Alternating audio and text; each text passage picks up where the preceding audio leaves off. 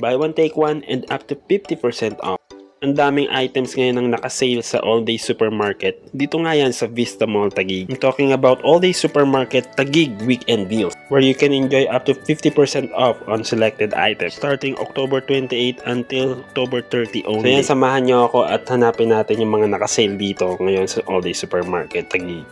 So yan, pagpasok mo pa lang may mga buy one take one imported snacks na. Pati yung mga canned goods ay nakasale din. So yung iba nakabundle like save up to 10 pesos. Pero dito ako natawa kasi pati mga gulay may discount din. So yan, may squash, onion, ginger, at marami pang iba. Basta punta lang kayo sa vegetable section. Pati nga itong mga fruits ay naka buy one take one din. Tapos pagdating ko sa meat section, nagulat ako kasi may mga discount din dito. Kaya nga nitong mga pork cuts. Sa seafood section nakasale din sila. Kaya nga nitong salmon at swahe na naka buy one get one.